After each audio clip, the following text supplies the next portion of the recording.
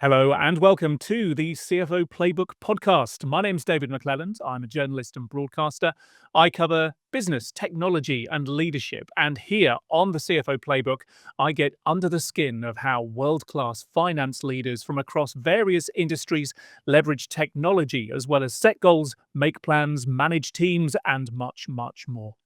And in today's episode, we speak with a CFO from one of Europe's largest financial services groups about the role of legal, compliance, and risk management in a modern CFO's work, as well as empowering teams to be productive.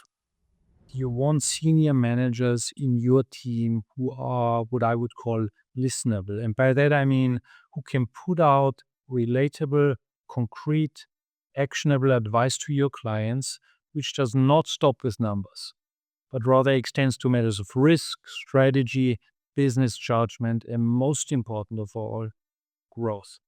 If you pair that with the ability to make complicated financial terms explainable to also the non-financially literate coder in your firm, I think everybody will thank you. If all of this is in place, I think a CFO can act as a true co-pilot to the CEO in the actual sense. And by that, I mean the one who's actually flying and operating the plane 90% of the time. And in my book, that's what you should be doing and enjoying as a CFO. And a reminder that the CFO Playbook is here every month with exclusive interviews and insights from world-class finance leaders. So please do tap on that subscribe button and why not have a listen through our extensive back catalogue. We are a stone's throw away from 100 episodes now, can you believe? And look, don't be afraid to get in touch, as many of you do. Your suggestions really do help to shape our output. So let us know who or what you'd like us to speak to in our upcoming shows. Right. On with today's show. This episode of the CFO Playbook is brought to you by Soldo.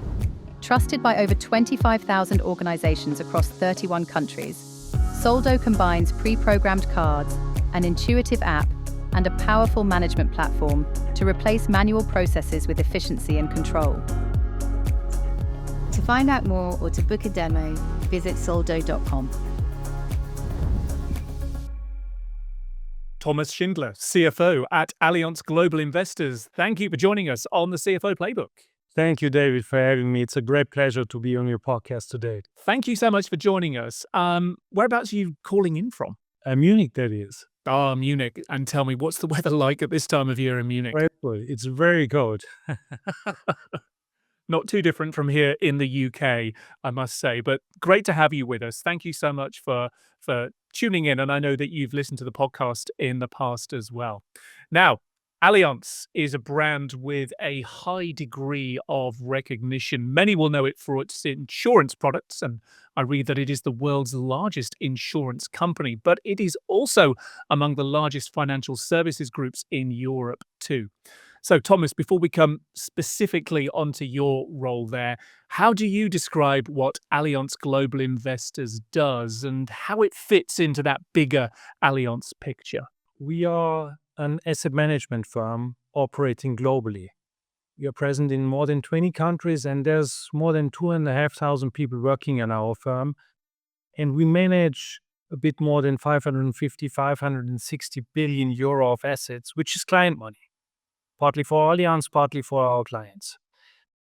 And I think asset management as an industry, at least in Europe, is probably not as well known as insurance or banking or other parts of the financial services industry. And by the way, the same goes for me. When I applied with Allianz almost 20 years ago, I had no idea about this world of asset management. I didn't even know it existed. So what is it we do? Put simply, we pool client money in mutual funds or segregated accounts, and then our portfolio managers invest that client money either in the liquid space, which is in the stock market by investing it into equities or fixed income, or in the private market space, for example, into infrastructure or renewable energy projects. In doing so, we help our clients achieve their financial objectives, whatever they may be. And as an industry, I think, quite frankly, we are awesome because for clients, we help them to harvest returns. For example, to provide for their retirement. For the public sector, it matters since we are one of the key levers to enable long-term financing, long-term investments, for example, into infrastructure, which the public sector in some instances could otherwise not provide. For Allianz, as our corporate parents, is super interesting to own an asset manager too, because we not only manage their assets, we are, compared to a bank, fairly capital light. We do not consume a lot of capital. We distribute cash imminently, and even though we are heavily regulated, our business model is actually quite simple. We receive a fee from clients in exchange for running their money. Maybe one last personal remark, because I've been in this industry for almost 20 years, and I still believe asset management is a gem. It's awesome because our firm, like many others out there in the industry, we are very international. We hire top qualified people. And I'd say culturally, if you think of a spectrum like more traditional financial services firms like insurance on one end of the spectrum, and then let's say investment banking on the other end of the spectrum, we are right in the middle on that continuum. We kind of bring to the table the best of both worlds, and that goes a long way in my book. Good to hear asset management being described as awesome there. And you mentioned some big numbers, 2,500 people, more than 550 billion euro assets under management there. So clearly it's a very sizable operation that you have. And let's come on to your role there, because we hear on the CFO playbook all the time about the CFO role and about how its responsibilities can really vary from one business to another business. You've explained your business at Allianz Global Investors. So what does being CFO look like for you there? What's in your hat? What's in your portfolio there? Yeah, I'd say my current remit is quite broad for a CFO. I run a team of about 350 people across the globe, covering not only finance, but also legal, compliance, risk management. In other words, all governance functions. So sometimes we joke and say there is no single problem within our firm which you cannot trace directly or indirectly to me, because it may not be a legal problem, it may not be a compliance problem, it may not be a risk problem, but at a minimum, it's gotta have some financial impact. And even though I'm just joking, I think this is a blessing and a privilege, because it does make sure we as a function, and at the same time, myself as a CFO, we have a seat at the table at all times. Legal compliance, risk management in there. Let's lean into that, specifically into the legal, I think, for a moment, because something that we haven't mentioned yet is that your route into being CFO, it wasn't the, I'll use big rabbit's ears here, traditional finance path. Instead, you trained as a lawyer. You have a master's degree from Oxford. You have a PhD in law from the University of Regensburg. So what can you tell us about that first part of your journey in the legal space, and then how your path crossed over into the finance leadership position you find yourself in now? Yeah, David, you're right. I'm a lawyer by education. And I'd say as a lawyer, I collected all the usual feathers in the head early in my career. So I would kind of describe the first part of my journey as learning my craft as a lawyer, first in private practice as a law firm and then at Allianz Global Investors. And I very much enjoyed that. But I also realized it's a little bit like what a driving instructor is to an 18-year-old. You're one of the most important persons, but only for a 4 or 6 week time span. So that's a little bit what being a lawyer is. So I had a strong desire to branch out. So I guess the second part of my journey I would call branching out, becoming relevant outside my bubble. And fortunately, I was given the opportunity to run the CEO and the CFO office for 5 years. And that was kind of a kind of mixture between Magic Mountain and Wonderland, because I could immerse myself in almost an infinite number of projects, topics to my liking: executive compensation, crisis management, financial steering, M&A transactions, corporate communications. And only years later, I would understand what I learned there, which was effectively problem solving, communication, honing your business judgment, which was super, super helpful, because on that basis, I really wanted to become a manager of significant teams. building my portfolio, which is kind of the third step. But truth being told, what I did want to become was a chief operating officer, which failed. I couldn't land a job as a COO, so I had to come back to become a general counsel, which I at the time perceived as a big failure. Interesting. So there was a conscious move towards being the COO, but for whatever reason, maybe we'll touch on that in a moment, that didn't work out. But the CFO route opened up for you.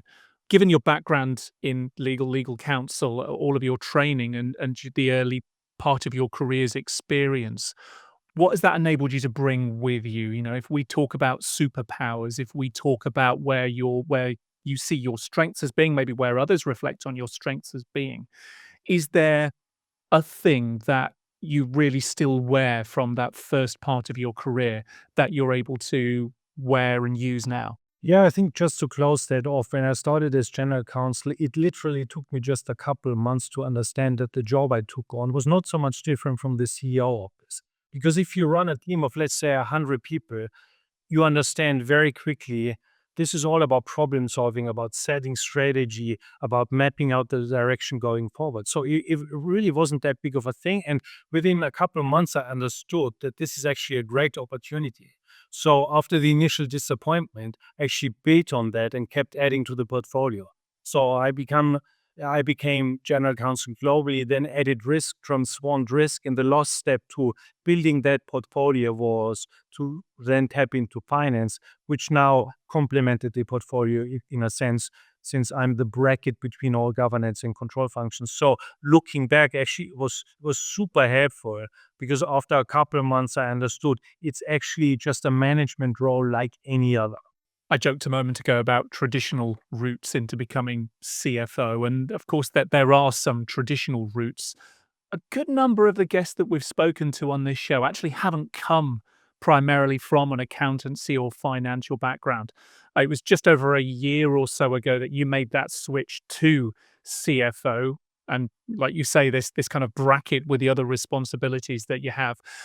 What did that transition mean for you? How did those around you ensure that you were comfortable with that switch? Was there a gap, or actually had you already had pretty good oversight about what was on the other side of that gap? Yeah, funny enough, in some ways, the taking on of the role as CFO was not so much different from the taking on of other jobs early in my career, where you're trying to understand what's going on. You talk to many people, you take charge of the team in order to figure out what you want to change, then you map out your actual strategy. Now, obviously, with finance, this was a little different because even though I had picked up quite a bit on things like financial steering, running the CEO office, I obviously have never been and will never be an accountant. So there's a few things I just had to do. One was put in the extra effort.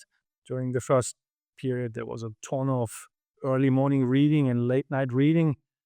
And second, I also got a little extra help in training from accounting and consulting firms as part of my onboarding journey, which was tremendously helpful. But once this was done, I think I eased into the role fairly quickly, I would say.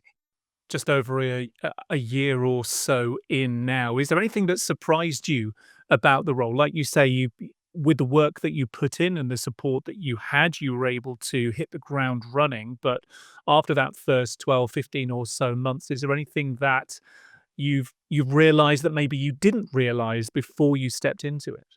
I think one of the things I did not see coming is as a CFO, you're almost like a mini COO because the whole finance function has such a large element of an operational backbone on the system side that, it's a bit of a sick irony. I now get to be a mini COO, which I had aspired to earlier in my career. And there's this whole subculture of systems and so on, which I knew nothing about.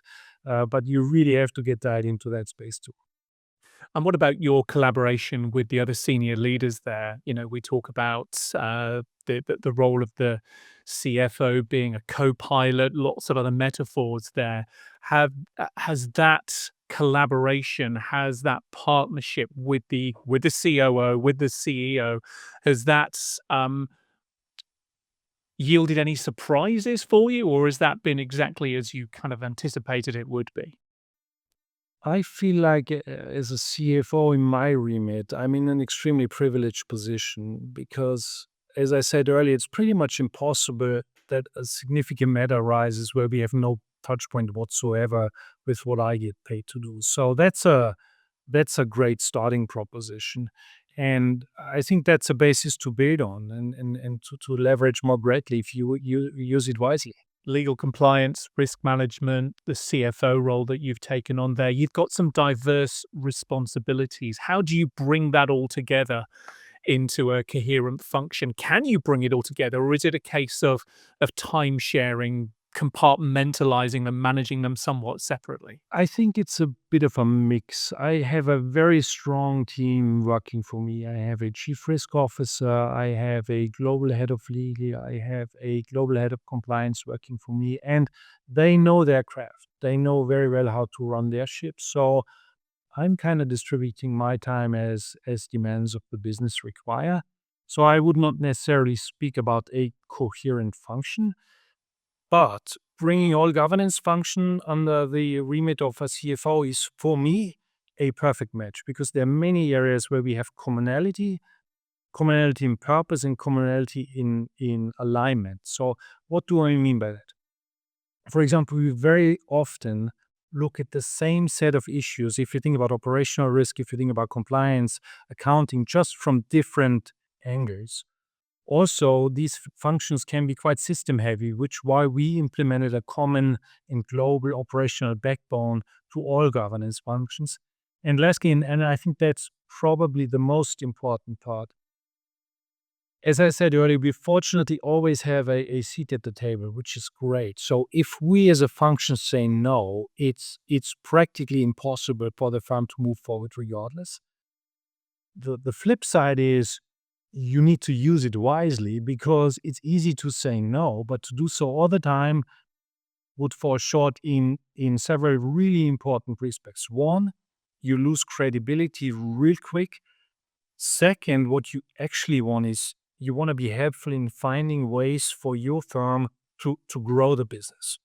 So the better you are at this, the better it's going to be for everyone. And that's for me the ultimate yardstick. It's all too easy to be seen as the team, as the function that says no all of the time, but to be seen and to be able to be that enabler is really what we want. It's not just being a cost center or whatever. It's actually being an enabler of the business and helping to set those strategic decisions as well, based upon the visibility that you have across the organization. With regards to the risk side there, have have things changed in the time that you've had risk and compliance under your remit there? Have you found that the nature of the risks that a business like AllianzGI have changed substantially? Obviously, it's a changing world, a changing operating environment that we find ourselves in now. Has that substantially changed the nature of how you have to run your role to accommodate those changing risks? I think it's a really interesting question because to me, one of the most complicated tasks is if you want to elevate what a risk or compliance function actually does beyond just the record keeping and the keeping systems up to date and the reporting part. I mean, that's the part you need to get right in the first place. That goes without saying. But you want to elevate the experience also with the business to a level where people can see eye to eye with the investors about appropriately assessing risks. And for that, you need incredibly good people. And that's why the cross-functional collaboration is key. Like I said earlier, we look at the same set of problems from different angles. If compliance can chip in on that, if risk can chip on that, the overall debate is way more fruitful as opposed to looking at it just in silos. Some really interesting insights there, Thomas, particularly on the convergence of those roles, about looking at them holistically there. I'd like to continue on that theme, particularly with regards to collaboration and productivity. You are a busy leader, lots of responsibilities, not only to your company, but also to the teams that you lead. And I'd like to explore your approaches to leadership and enabling productivity with those teams in just a moment. But first, Soldo has just undertaken some research with Censuswide, taking views from senior leaders, finance leaders, and employees, which has resulted in the Productivity at Work report. Got some quick headlines from that. 71% of finance teams and 73% of senior leaders there say that financial processes slow down or prevent them from helping employees pursue new business opportunities. So financial processes slowing things down and finding new opportunities. 40% of employees believe that productivity would increase with easier access to company money, and 36%, so over a third of senior leaders agreed with that. There's some really interesting findings and insight in that report, and there will be a link to the report in the show notes that accompany this podcast. Thomas, back to you on productivity there for a moment, though. As leaders, you have a responsibility for setting the vision and the strategy and making the big decisions and so on.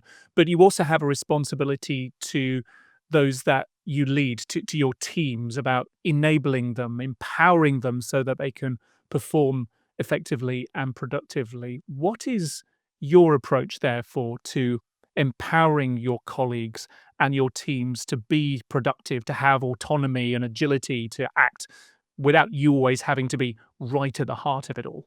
Look, David, it may sound odd, but whenever I take on a new job, I set myself the target to make myself redundant or at least replaceable within a 3 or 4 year time frame, which sounds initially kind of counterintuitive, but let me explain. So when you come in, you first want to understand what needs to be fixed during, let's say, the first 3, 6 months. Then there's a period where you really go deep, where you listen, you learn, you take in various viewpoints when you are incredibly granular. But after that, you want to execute on anything you would like to change on that basis. So you work with what I would call the avant-garde of people, the change agents, a small team of leaders who 100% understand the direction of travel and drive the change and the communication around it. And after 12 or 18 months, you repeat, you take stock of what worked well and not so well, and you execute on the second wave of changes. And that's a process which is usually concluded after 2 or 3 years, at which point you should have gotten in 2 waves of hires and placements of people in your ecosystem who operate exactly the way you would want them to. This means that I kind of make myself replaceable. And at that stage, you can fully delegate and run a highly levered team. Now, this approach has served me extremely well in the past and has several benefits. One, it forces you to bring in the smartest people, and there's many people in my team who are infinitely smarter and better than me, and that's the way it's supposed to be. And after the initial stock taking period, which I described, you delegate to them and you get out of their way.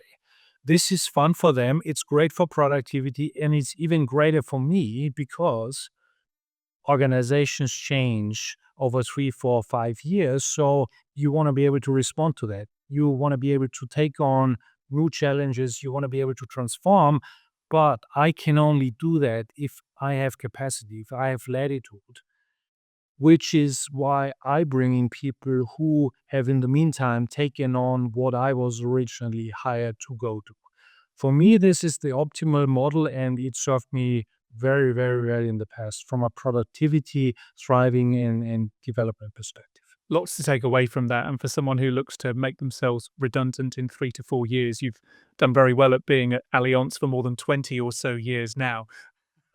But that speaks to the kind of refresh we all need to reinvent as we grow, as we grow in an organization that's growing and changing as well. That opportunity to refocus, move into different areas at that kind of time periods is helpful. And also, you're also developing your own succession plan, or certainly developing the talent alongside you and beneath you in an org chart. You're helping others to develop. That enables continuity for the organization as well. Absolutely. Now, I should say, with this next question that I want to go into, I'm not talking for AllianzGI, and you don't have to either, Thomas. But in my experience of working for several large organizations, naming no names, of course, on occasions, process has sometimes got in the way of productivity. And whether that's, too much process or process is no longer fit for purpose, the kind of things that I mean. So, my question for you, Thomas, is while recognizing all of the reasons that processes are important, particularly in regulated industries, I suppose. How do you make sure that processes remain fit for purpose? Don't slow teams, don't slow decisions down. No, I think what you outlined is pretty much universally true for any large organization, and I think that's part of the eternal challenge, fighting bureaucracy, and this is particularly true, as you say, in a heavily regulated industry like ours, because let's face it, non-compliance is not an option.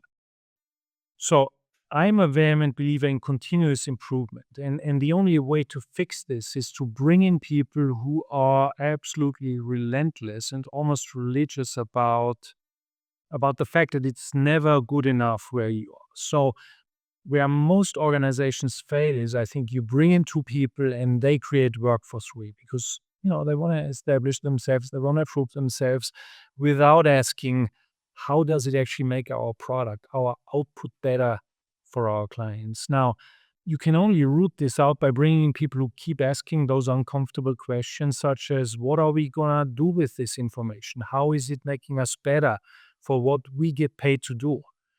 Or is it just collecting information for the sake of collecting information, which is something governance functions are very often guilty of? I also very much like the second part of your questions about modernizing processes. So let's say, okay, we accept there is a bedrock of stuff which you just need to get done, like in any franchise. I think then the attitude must be, okay, let's make sure we are the best and the most efficient ones knocking all of this out. And that comes down to, like you say, the people that you have on board, curious people, people who do want to keep on asking, why are we doing it like this? Why are we doing like this? Um, there's also, as a leader, is there, well, you tell me, but I suspect there's an element of culture that you create as well. And as leaders, we talk a lot about creating the culture that we want for our organization, where people show up and feel to show up as their authentic selves and all of that. But in terms of creating that culture where rules, where processes can be challenged, that's something that isn't just down to the people that you hire, it's down to the tone that you set as a leader as well, isn't it?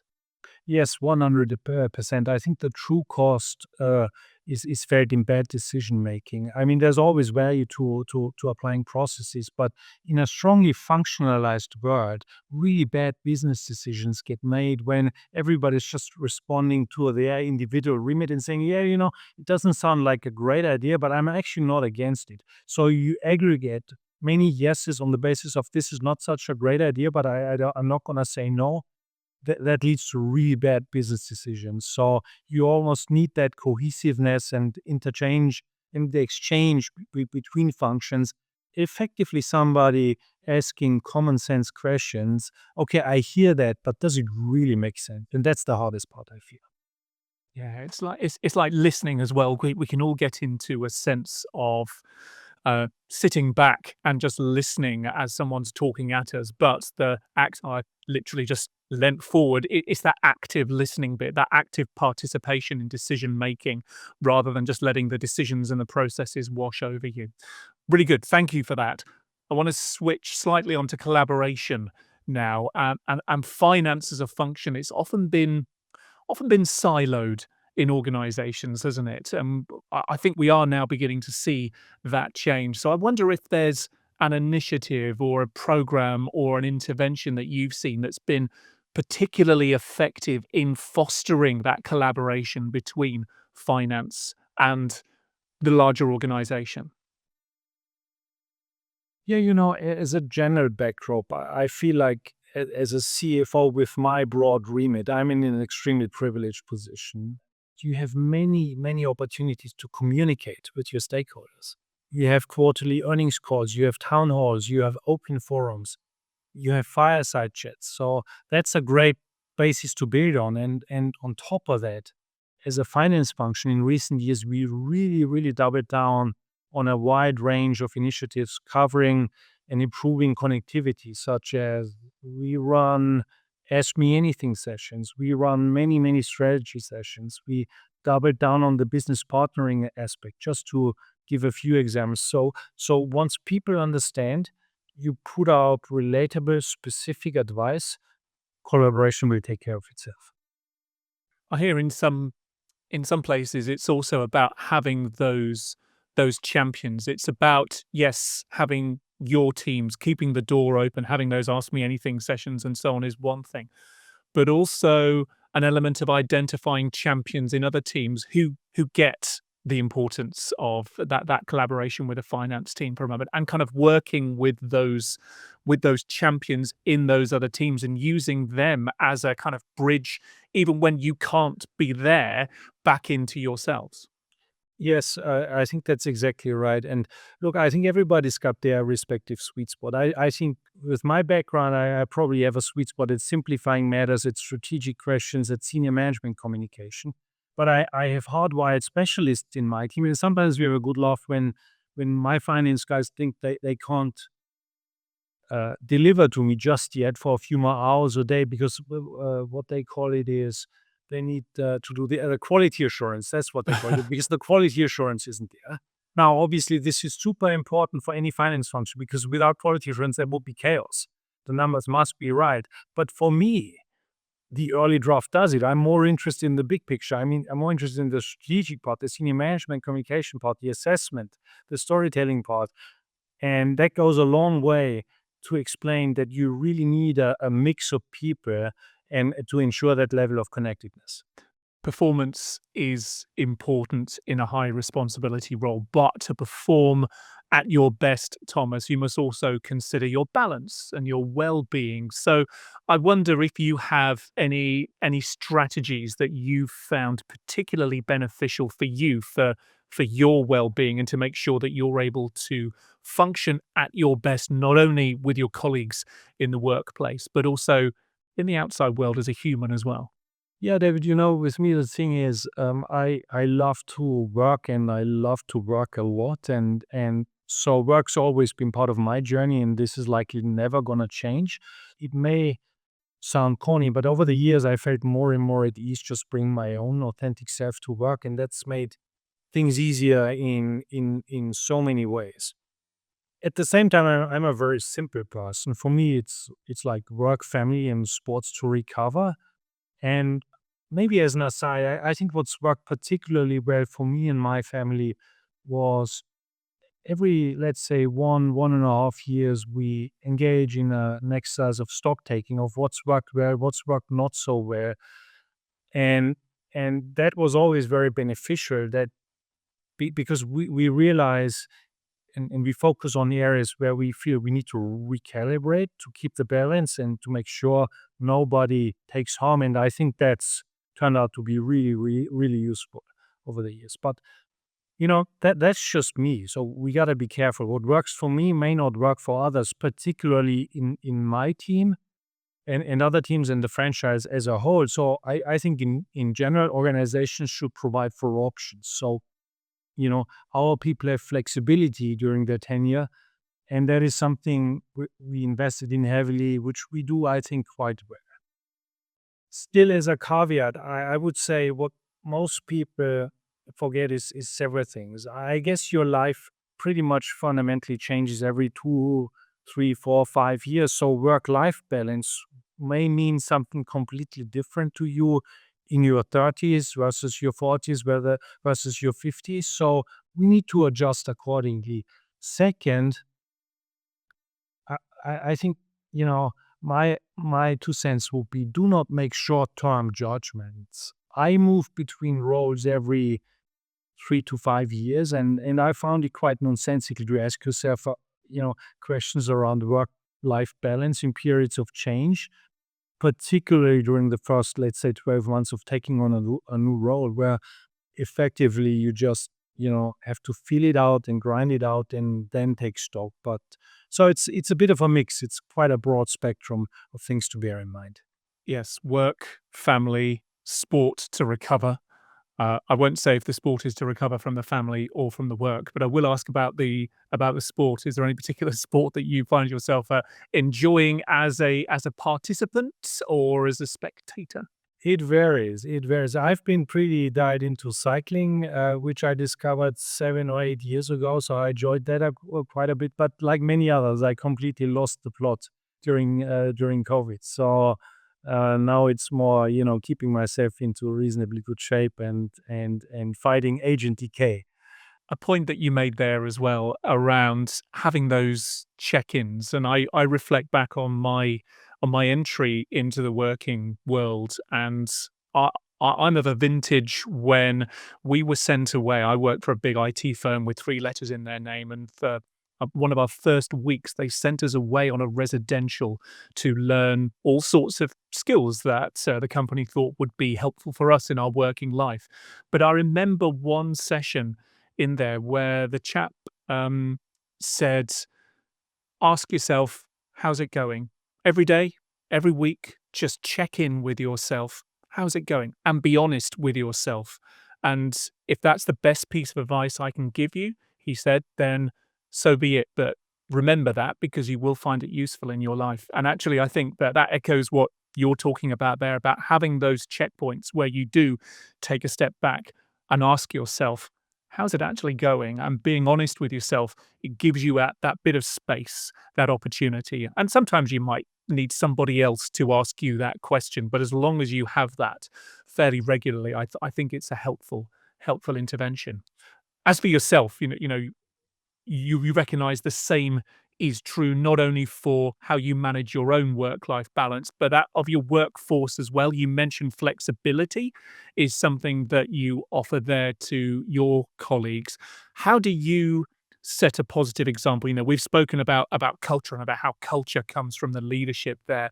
When it comes to those examples of work-life balance, I've seen many leaders who, because of the role that they're given, are very busy, are always making themselves available. And while they may feel that is the right thing for them to do in the role, it's also setting a tone and setting an example for the rest of the workforce that might not universally be a helpful one. So what's your approach to setting that balance, that well-being tone? So I think we really have to be careful with overgeneralizing. And I think as a manager, the most important thing you can do is figure out where people have their sweet spot. There's nothing more toxic than people applying themselves in a space where they're either unhappy or out of their depth. So first and foremost, you gotta figure out, are people writing their speeds? Are they good at what they do? Can they reasonably enjoy it?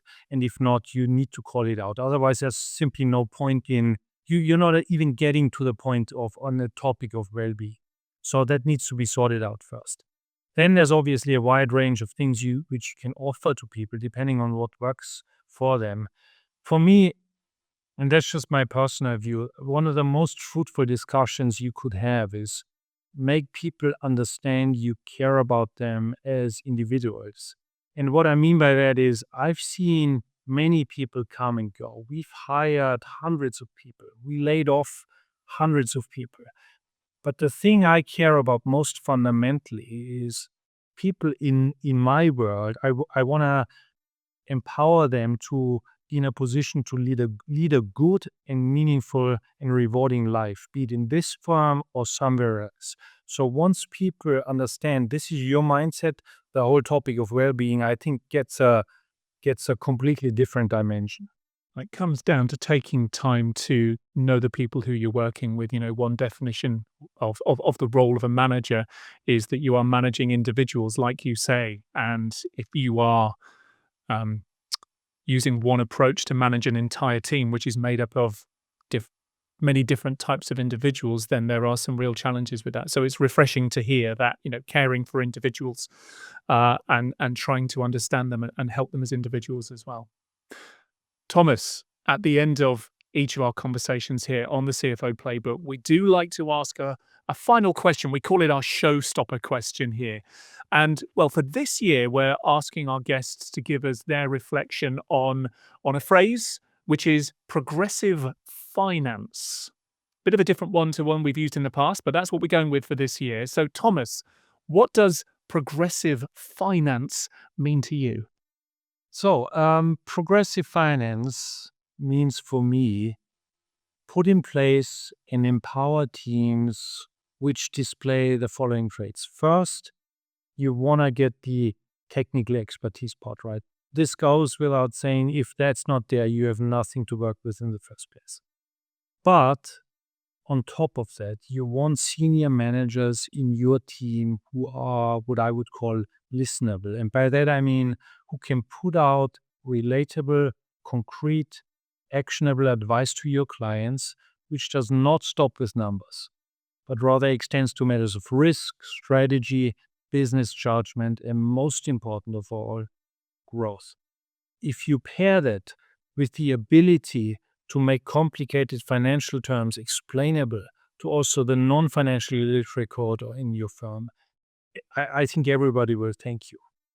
If all of this is in place, I think a CFO can act as a true co-pilot to the CEO in the actual sense. And by that, I mean the one who's actually flying and operating the plane 90% of the time. And in my book, that's what you should be doing and enjoying as a CFO. Thank you for that well-considered answer there. Lots to think on there. That is all the time that we have for today, though. Thomas Schindler, thank you for joining us on CFO Playbook. Thank you, David. It was a pleasure.